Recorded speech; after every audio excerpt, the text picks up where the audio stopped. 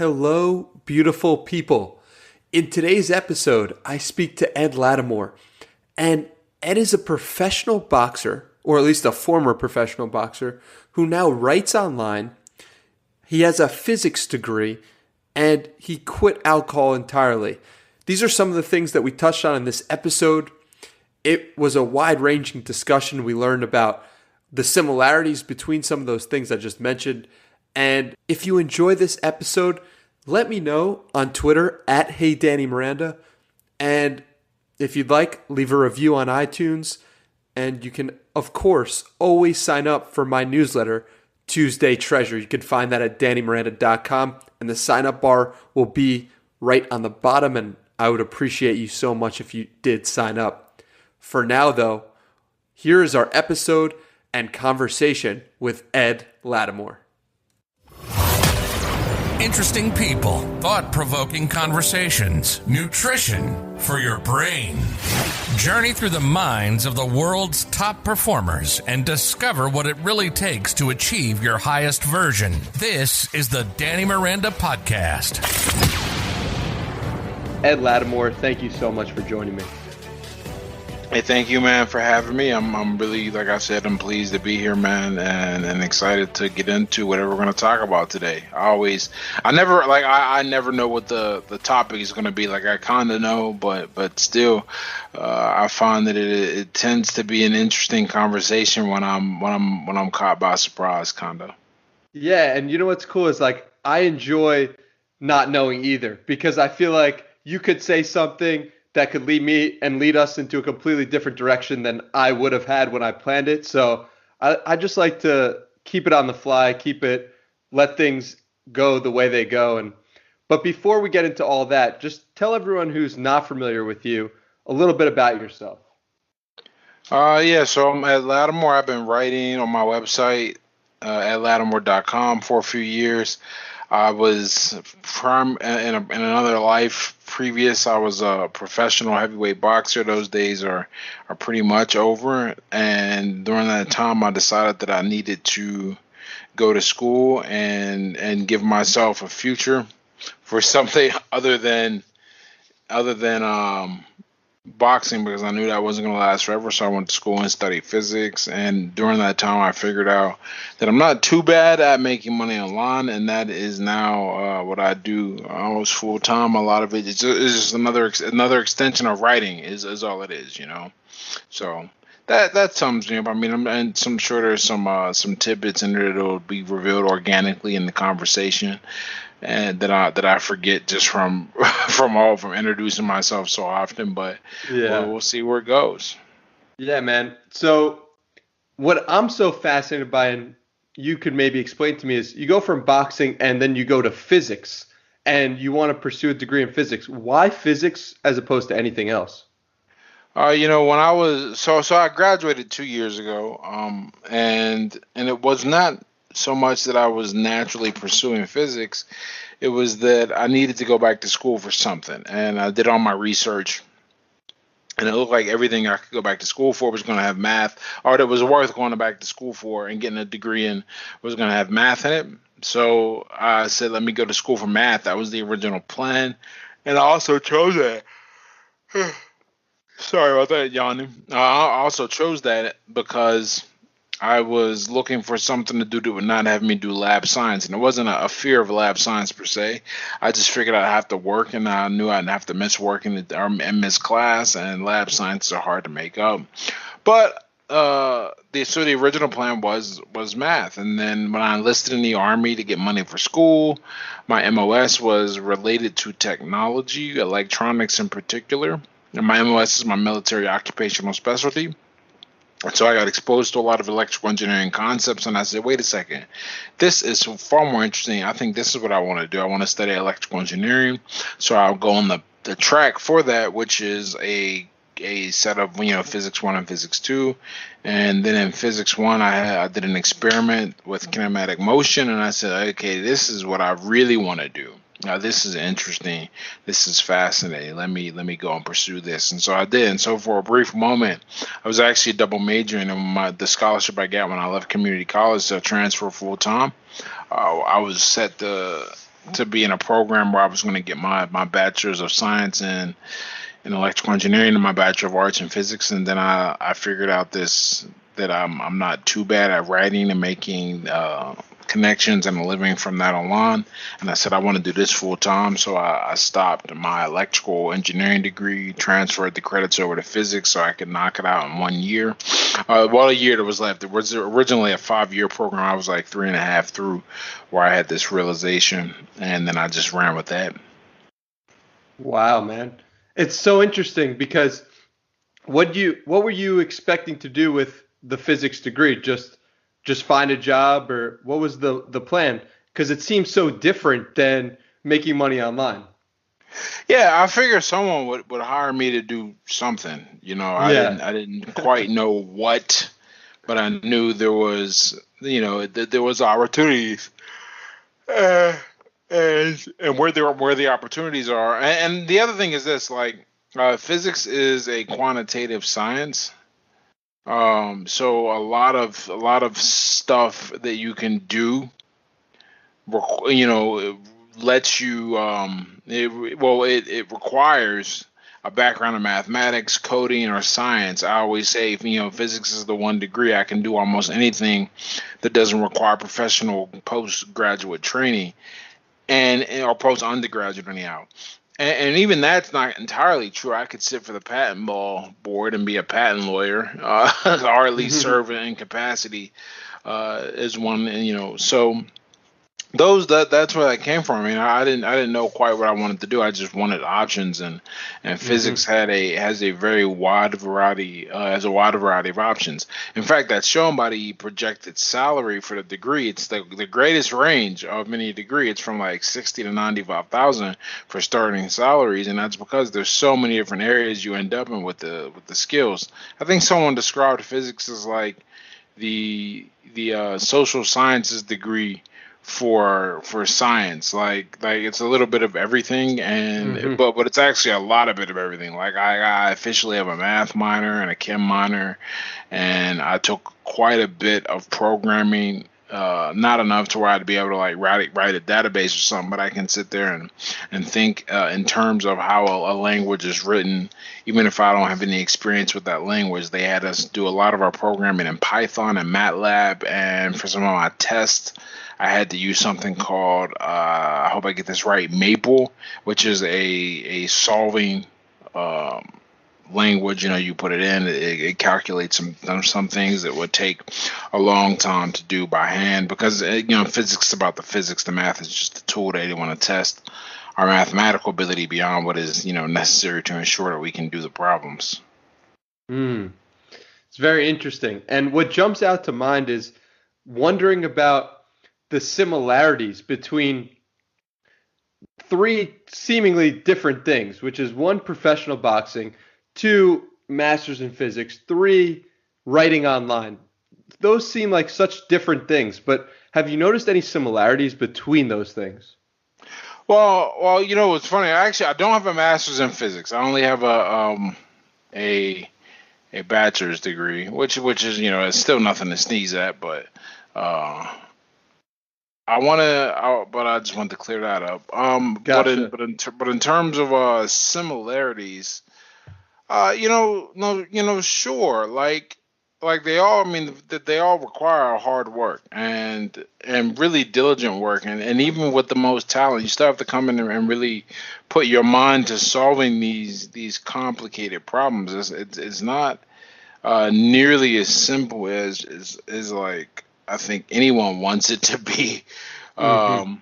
It's a lot of work, and nothing really ever comes naturally or makes sense. I was in class with a lot of smart people, and they had challenges, but that's what it's supposed to do. It's supposed to develop and challenge you. If it doesn't, what's the point? So hard work is the one thing that you saw in all 3 as this is, yeah, that makes a lot of sense, right? I mean, it's like to do what you need to do what you want to be where you want to be, you're going to need to put in hard work. Simple as that. And it's interesting to see that was the common theme. Yeah, and anything challenging should change you sufficiently. I always say that a good challenge is one that forces you to grow and develop. It should not be something I could coast through.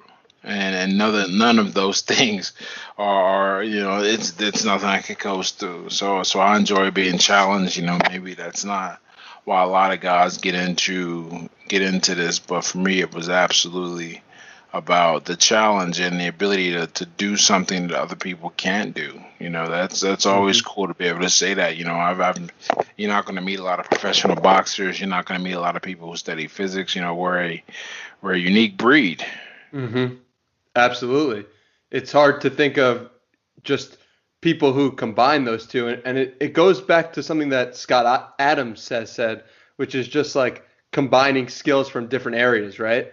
And how valuable that makes you as a human being because it allows you to see things that maybe other people can't see, right? Yeah, yeah, exactly. I can make connections and learn faster and have conversations that other people will not be able to have because like physics, for example. While I developed my quantitative abilities to a level that I didn't even know was possible, what it really did is made me a much better communicator because of my language had to be very precise because we use a lot of words in colloquial speech that cannot be interchanged in physics. And then that habit has kind of come over with me in my writing and my communication and my speaking. Finding the exact precise word for what I'm trying to express is really a fun challenge and something I look forward to, but it's something I developed a love of in physics. Likewise, my I guess understanding that you have to break things down into smallest components and practice it rigorously, that made me better at physics, and I got a lot of that from boxing because that's how Mm, you learn to fight by breaking these things down to smaller and smaller chunks to get better and better and better. makes complete sense. So talk to me a little bit about boxing and what that sport meant to you and just your why you stopped. And I'm so fascinated and so curious by your journey as a boxer. If we could go into that for a little bit. Yeah, so I started fighting at a relatively late age. I started fighting at 22. Didn't have my Mm, first fight till I was 23. And I started because I needed some direction in my life. I needed something to do. I wanted some sweat equity. I didn't have any of that. I didn't have anything that showed I had been here for a while, except for some drinking stories. So I went and did that, and I just my attitude when I went into the gym was that I was either gonna get beat out, and someone was gonna tell me that like this was not for me, and that there was nothing I could do, or I was going to become very strong. I was going to become very good. So hmm. I just stuck with it, and little by little, I kept getting better and better, and then I took it more and more seriously and improved, and had a really good run. I had a great amateur career. I actually made money as an amateur because I got a sponsorship, I got a national title, I got a national ranking. As an amateur, as a professional, I had a decent professional career too. It certainly made more money than the average professional because boxing is just it's a rough sport, and we'll get into that from a financial aspect. And then I had my one loss, and that was a rough experience, but it's one of those things that very few people get to go through, and I got to go through it and learn from it and become better from it. As to Mm, why I stopped ultimately, it's really a matter of opportunity cost. First, there's lots to go into this to the point where I'm just writing a series of articles to give people a bit of understanding about this because the question is not as simple as what I'll tell you. It's a hmm. or rather, it is as simple as what I'm going to tell you because I'm going to tell you everything, but it's not one dimensional. So you have to remember something about fighting before we go any further, and this sets the backdrop for everything else I'll tell you in regards to my decision.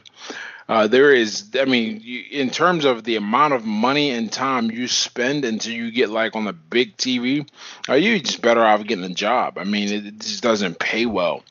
I had a pretty decent contract, and I was probably making 50 grand a year when that was with boost, and that was pre-tax and pre-paying people, my trainers and everything. But the fighter typically is not making much money at all. So that is actually not a problem, if it was just show up, fight, and you make that money. But no, you got to put a lot of time in to train and get ready for a fight. I think about Ray Lewis's quote or what Ray Lewis said when it comes to his training and why he retired and everything. And he goes, Sundays you guys get for free. I'll go out there and play for free every day. What you're paying me for is the practices, the film study, the training, etc., the weightlifting sessions, all those things that take a toll on my body and eat up time. Here's the thing. In boxing, we're not getting multi-million-dollar contracts. So there comes a point, most fighters don't have a choice to make the opportunity to make this decision, I should say. And fortunately, I put myself in a position where I could make the decision, where I could look at everything and go, okay, I can come back and do this for what is going to amount to maybe $10,000 or $15,000 a fight. I would get lucky, but that's 6 weeks out of my life. I gotta pour in and really can't do anything else, and with the risk of injury and damage and all that.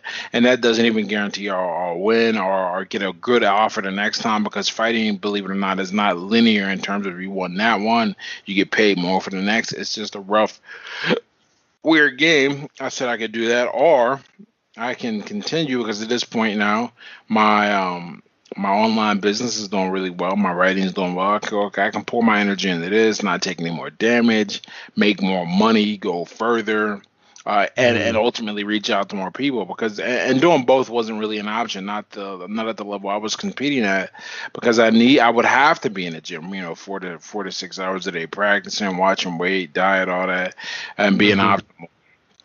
It's a rough life, and to do it, you got to be hungry, and it really helps if you have no other options, because everything looks better, but this is your way to it. When you have a way in, you're just like, unless you got there by being a champion, which means you can keep earning and make huge money.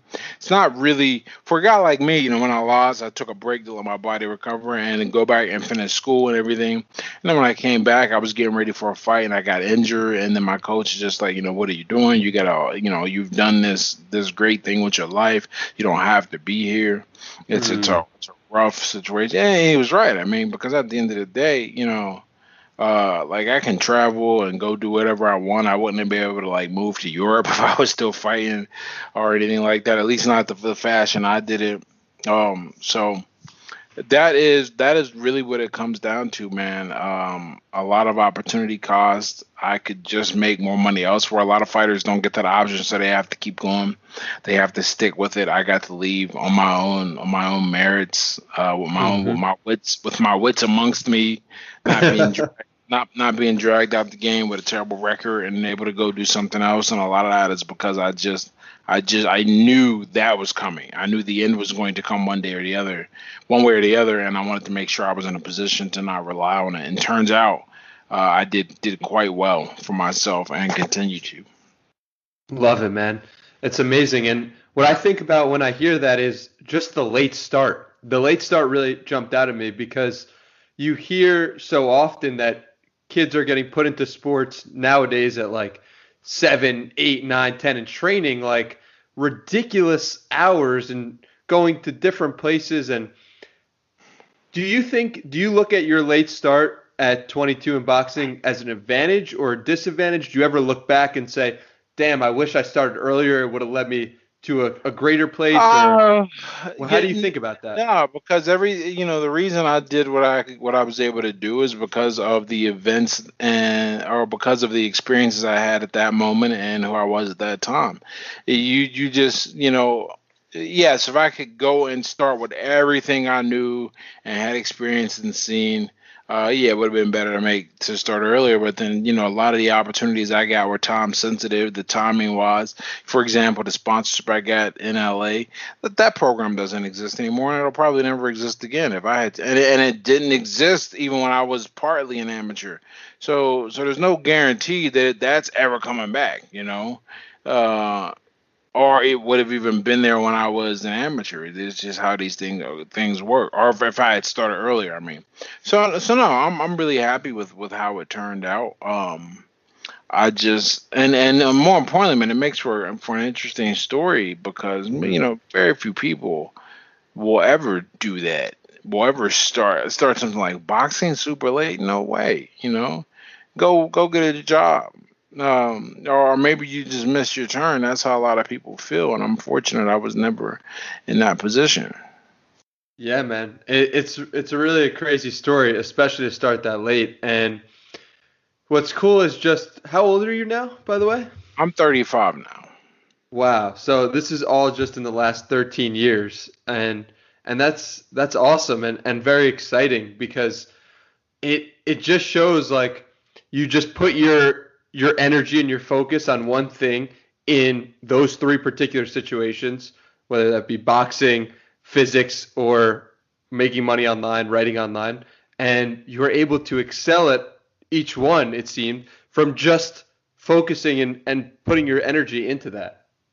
Absolutely. And then, I wish people got that.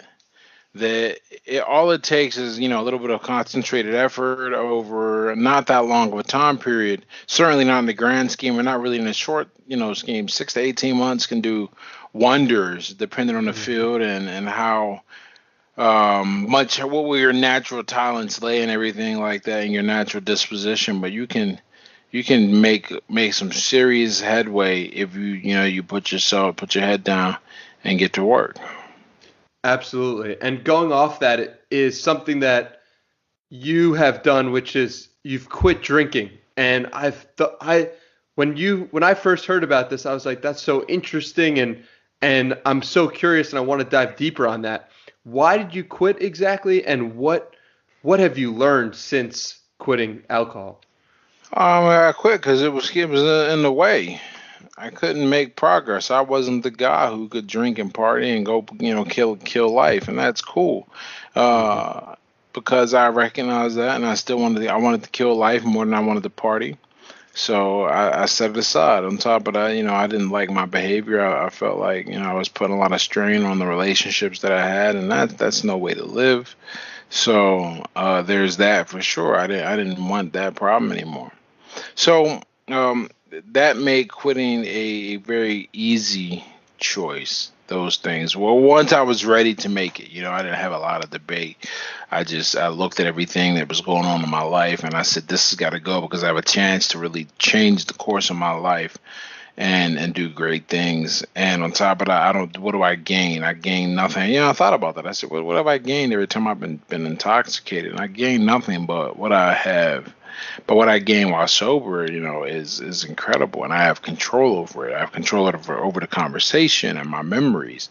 And I did not. I no longer wanted to give that up. I no longer wanted to, throw the dice or cast the die for my future, is so to speak. So once I did that, man, it was an easy choice. It wasn't even difficult. It was just get rid of it, make moves, go for life. And now it's stuck. Originally I was telling myself, okay, I'd give myself 2 years or something. And then, I was looking around and I said, I'm making real progress and my life is going really well. And now I've become this kind of like source of inspiration for people who are trying to stop drinking. So I'm like, I can't go back to drinking. I'm not even interested in it, Yeah. So what's interesting to me is you spoke about it and you were open about it. And was that a difficult decision to like let the world in on that, or did you ever think about, oh, this is something that I'm going to keep to myself? Why did you decide to go forward with telling people about it, and was that a difficult decision? Um, I tell people about it because the way I view my position in the world is that everything I go through, people get to learn from.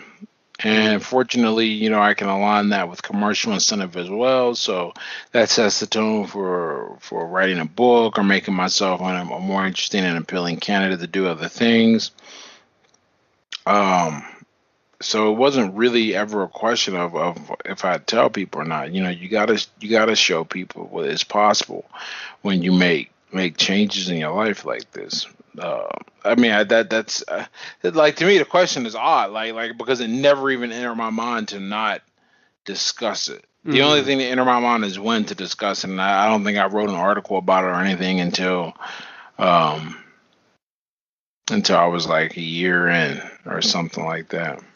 mm. That's interesting because I feel like we sometimes people feel as if what they're doing on a day to day is like you've never had any trouble giving yourself up to the public or giving yourself up to putting yourself out there. That's what I'm really trying to get at. Yeah, but that's easy, and maybe that's genetic disposition to extroversion or sharing. I don't know, but it doesn't like to me to not share doesn't make sense. Like Hmm. I understand that some people can't, but from my perspective, I can't see why you would. Certainly not something as powerful as this that can help.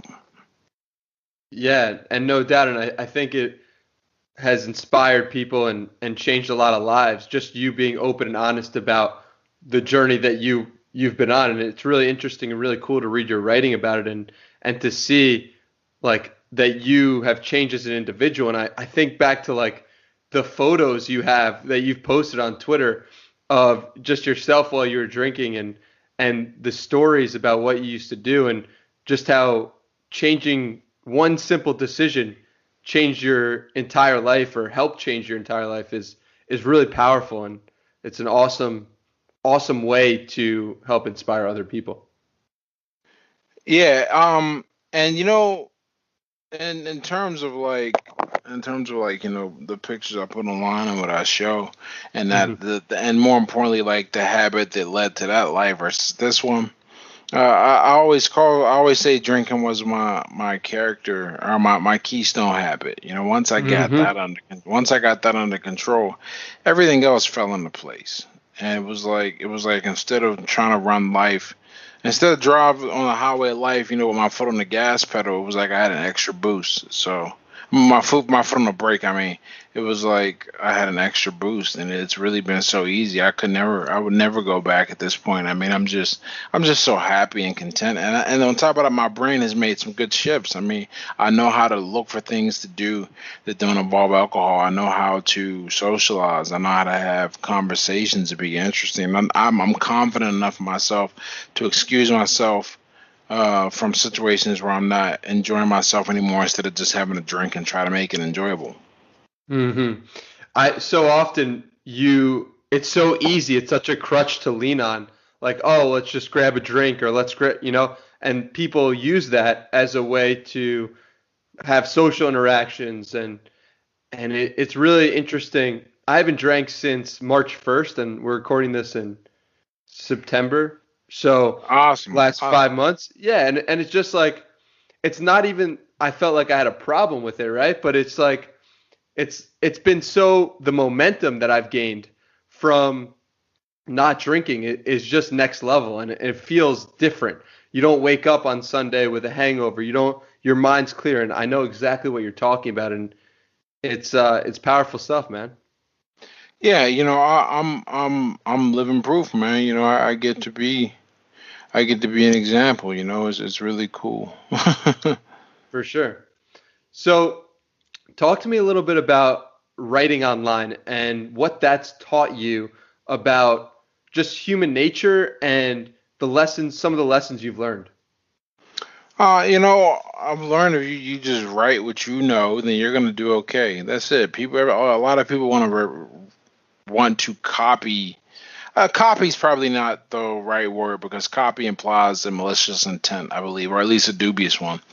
I think a lot of people d- don't want to put themselves out there and don't want to make themselves a brand. And I'm like, you got to understand something. You're not going to say anything unique or interesting. It's just not going to happen. There's been a lot that's been said and done. So instead, what you should try to do is put your stamp on it, put your own perspective, your own life experience and lessons on it. You do that, you're going to go far. And not only will you go far, it will be almost by definition impossible to copy anything you do. No one could beat you at being you, right? Exactly, and I'm such a firm believer in that idea.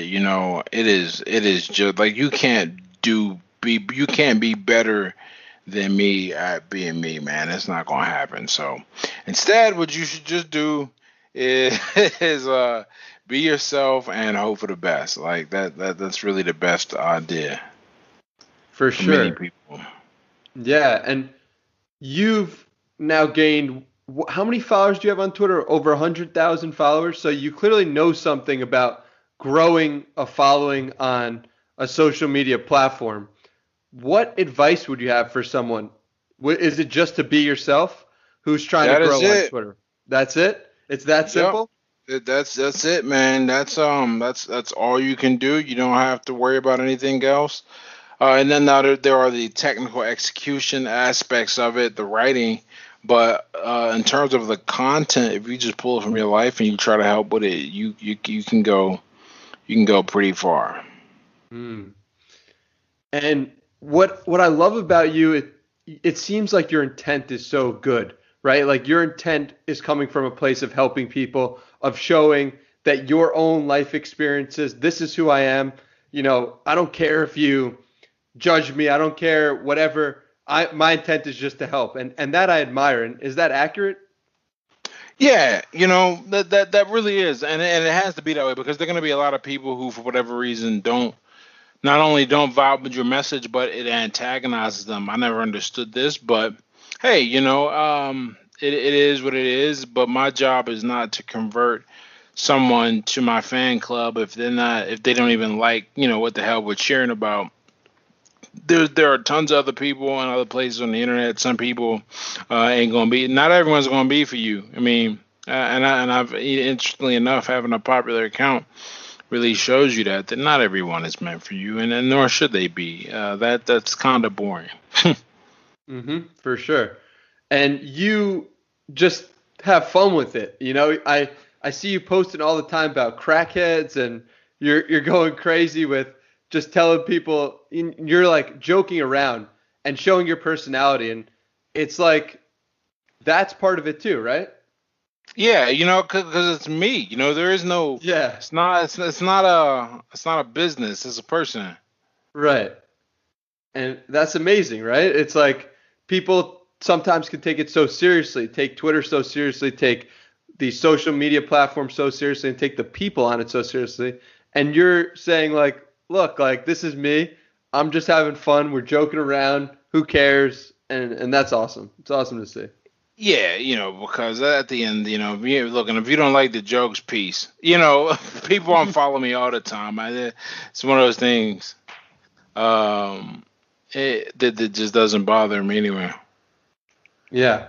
So talk to me a little bit about pursuing the highest version of yourself, because you've done all these things, and the people who listen to this podcast, I believe, are people who are trying to pursue the highest version of themselves. So talk to me about some of the ways other than drinking that you've done that and you are continuing to do that. You got to stay in shape. You got to always make sure your body is really the best weapon you can be, or rather you can have. So that is really important to me. And then I'm always trying to push my mind and challenge my mind with different things. Like right now, I'm really into chess and learning and working on my foreign language skills. I'm doing pretty well with Spanish. I like to think, and when that's done, I'll pick up the next one that I need to pick up or want to pick up. It's about finding your own way and to express yourself and do that to the highest ability that you can, and do it in a way that ideally is going to add some value to people's lives. Hmm. And just challenging yourself, and by any means, and figuring out what do you enjoy doing, right? And what aligns with who you are as a person, and just figuring out, like, chess, languages, and figuring out putting yourself to the test in those situations, right? Yeah, oh, for sure. That's the more and more ways to push. That's how Hmm. I think. I'm not really thinking about anything else in terms of how I can like. Well, no, I mean, there's just nothing else. I don't know. I'm always pushing to better and develop myself. That's all there is to do. Do you think that's something that's innate? Because I'm the same way, or do you think it's something that people can learn to do? Sure, but you have to have a reason. Anything is learnable. The question is, why do you want to learn it? I could learn Arabic if I wanted to. I have no interest in learning the language, for example. It's very challenging, and very, very challenging looking, and I don't feel like my ROI on it would be sufficient. I have a piano here in my house. I could probably become in 10 years a high level pianist. Do I want to do it? Probably not really that interested, but Right. but you can learn and develop anything. You can develop any type of skill you want to develop. It's just, are you willing to put the time and investment in? No doubt. And it's like figuring out what those things are for you and just going all in on them is what I found to be so important. Yeah, pretty much. And then most people, they don't. They make the mistake of selecting other people's ideas of what's for them instead of just looking at your strengths and running with it. Like I enjoy writing. I'm probably not going to be too bad at my YouTube channel as we get started. But one of the things that I hesitated on for a while when it comes to starting the YouTube channel is, I just wasn't interested in the speaking aspect. I was just interested in the writing. Well, now I'm really interested in the speaking part. So I'll pour myself into that. We'll see how it goes, and maybe it'll go well, maybe it won't. But I won't know until I try. For sure. And the way I think about this podcast is talking about ideas with like-minded people is going to help my writing. So if I can talk to people and present my ideas in slightly different ways, that's going to help me in a different avenue. So why wouldn't I do it? I have the same feeling that your YouTube channel is going to do the same thing. Whether or not it takes off or not, it doesn't really matter because you're going to gain something from it. And when you approach things as if they're all just there to expand you and help you in some way, even if you quote unquote fail at them, then life's a beautiful game. You know what I mean? Absolutely. Absolutely. Yeah.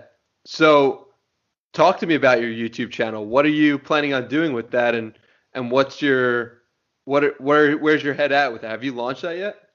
No. I'm actually, it's funny. That's actually on my list of things to do today. I bought the banner. I got my ring light here, and I kind of have the idea of what my first video is going to be, and then what I'm going to do for topics and what I'm going to discuss, and really what the purpose of the channel is.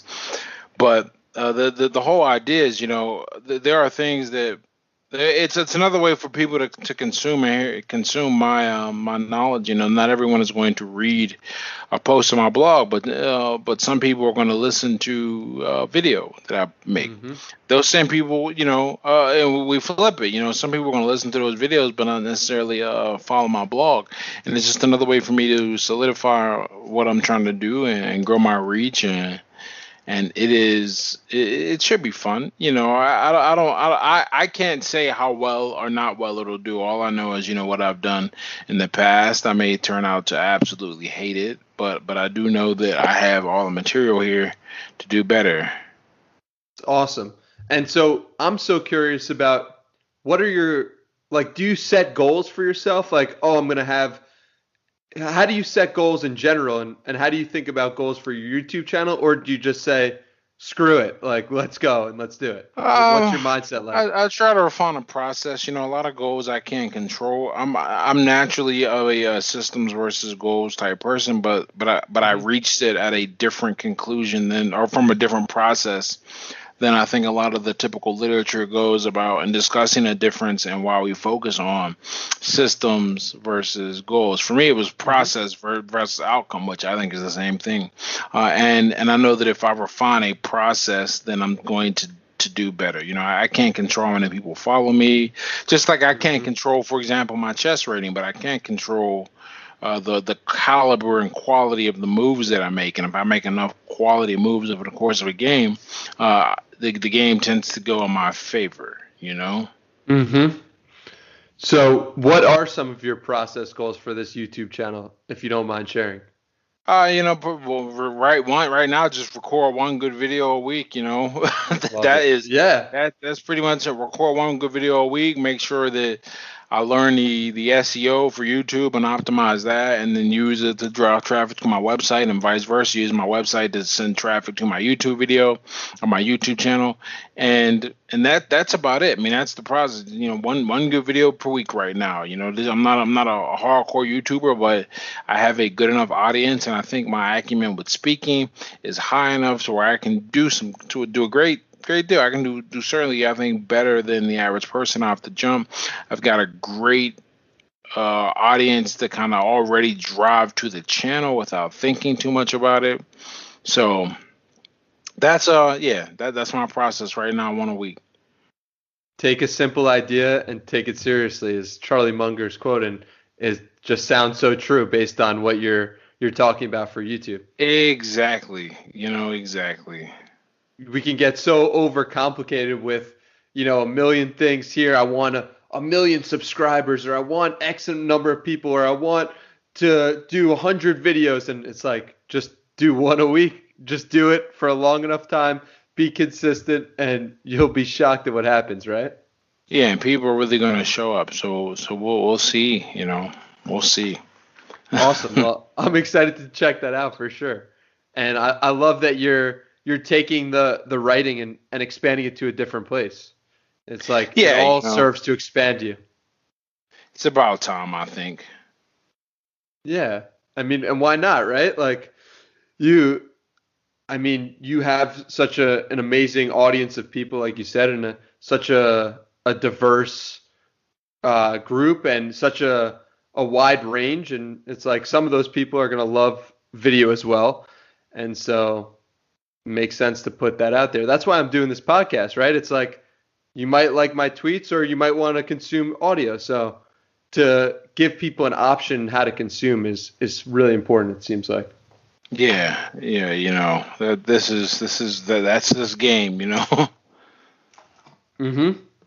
No doubt. And so one thing that I was really curious about was just why you decided initially to start writing online. Was it just a natural thing for you? Was it something that you were like, oh, this is a no-brainer. Of course I'm going to start sharing myself. Why? I've always wanted to write. I've been writing since I was a kid, and just putting ideas out there. That's just interesting to me, like to write. I just enjoy writing, and I enjoy teaching, and I have a deep respect for the idea that you need to have experienced the thing before you teach it. So all this just comes together perfectly with the internet. It's a great just tool to push things forward and to get my writing out and build fans that we have the internet. No doubt. And were you a big reader as a kid? I'm still a big reader, or trying to read even more now. Now I've expanded my reading to get back into fiction. I hadn't read a lot of fiction in a while, but I find that there are certain things you can only pick up if you read fiction that you can't pick up reading nonfiction. Plus, there's just some good stories. I want to expose myself to. Ultimately, my goal is to produce some fiction. It's not just, I'm just going to write this or write that. I want to have a good time with this and do a great thing with my words and have a good time. Yeah, it's like I find that obviously big writers, people who write a lot, are also big readers, it seems like. So talk to me about some of your favorite books that just jump out at you as like, wow, that changed the direction of my life, or that stand out to you in some way. A Course in Miracles is my favorite book. I'm a big fan of that. That book discusses how to view it's not a religious text per se, but it's how to view the world in a way that makes forgiveness possible, and forgiveness is only possible with love. And really it is undoing a lot of the hatred and separation that we drive up between ourselves, and it's doing it by working on yourself first. So that's the big one right there. A Course in Miracles for my spiritual development. Then The Art of Learning for my mental development. I'm a big fan of that. And there's a few other books centered around that same principle, like A Mind for Numbers by Barbara Oakley or Ultra Learning by Scott H. Young. These are books that teach you how to learn and use your mind correctly. But what I enjoy about The Art of Learning is that it's by a chess prodigy grandmaster who also went on to become a Chinese push hands master in a type of, I guess, combat art. So he talks a lot about learning through his memoir, and that's that's where that comes from. In terms of we'll call it physical, for lack of a better phrase, or more like, I guess a better way to put it is like a way to view reality correctly. I'm a big fan of all the books by Bruce Lee, particularly Tao Jeet Kune Do, because it's not just a book about teaching you how to strike and intercept and defend and parry, but it's also giving you the basics of how a confrontation goes, and in an artistic kind of language. I like the substance, but I like the way the content is displayed, the style over the substance. So there's a lot of substance there. So those are some of my favorite books that I read. Awesome. Well, I'll put those in the show notes for sure. And you talked about The Art of Learning by Josh Waitzkin, and it's such a fascinating book because I recently picked it up and realized I recently picked it up for a second time, and I realized how much of it he was talking about in a spiritual way, learning being a spiritual thing. And that was something that on the first reading I just completely missed or ignored or didn't see. And it's going to be interesting as I go through it a second time to just, when you read a book a second time with more information, more knowledge, it seems it can change in some way. Well, yeah, I'm excited to do that for The Art of Learning for sure. Yeah, it's a worthwhile one. It's one of the books I have a physical copy of. I think everyone should read it. But yeah, of course I think that because it's my favorite book. Yeah, and just his approach to the way he thinks about the world is so brilliant. And so, yeah, I highly recommend everyone check that out as well. So, you also mentioned A Course in Miracles. Yeah. And that is, just from your description, in terms of forgiveness, how has forgiveness played a role in your life, and why was that such an impactful book? It's the one that taught me the system for forgiveness, and how to go about doing it. It's not just something we do naturally. And even when we think we've forgiven a person, what's really happened is that that enough time has lapsed to where we're not emotionally perturbed by it immediately in the forefront of our consciousness. But in the background, something can still trigger you, something can still make you feel a certain way. So really working through the system of forgiveness helps you get through it, and that's where I make a difference. And I needed it, to help with certain relationships in my life or certain situations. And it's just a powerful weapon in general to have. And once you get that, like, it's just they say that when you hold a grudge, it's like drinking poison and expecting the other person to die.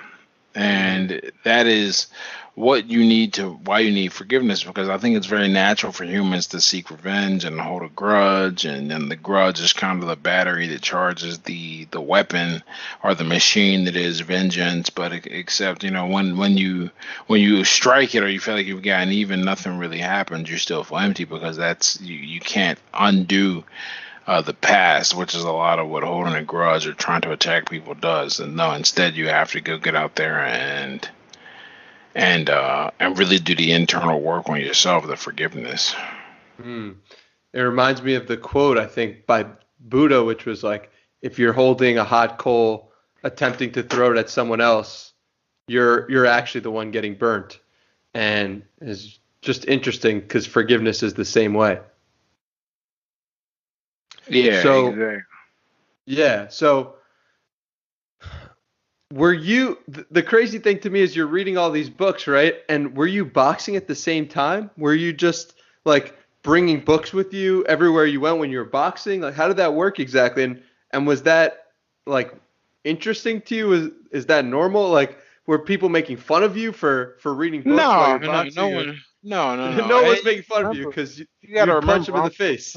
I'm 35. There's a lot of time in here. You're Right. not boxing all the time or doing it all the time. You know, you read on your own time or do this work on your own time. It's really so there was never a conflict. It's just another hobby, just another thing you do on the side when you get a chance to. So never any conflict. I never had to carry a book with me to the gym or anything like that.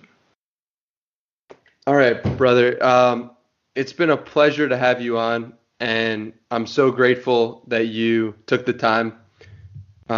Is there any last words you have? Nah, man, this has been awesome. I really appreciate everything, man. And I hope and I wish you and the show the best. Well, thank you, man. And where can people find you if they're curious for more from you?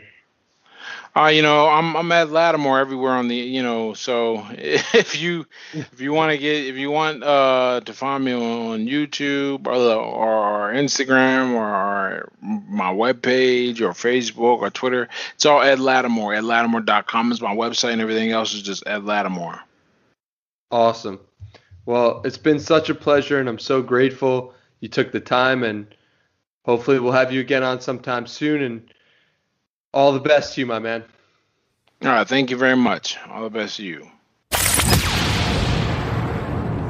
That was my conversation with Ed Latimore.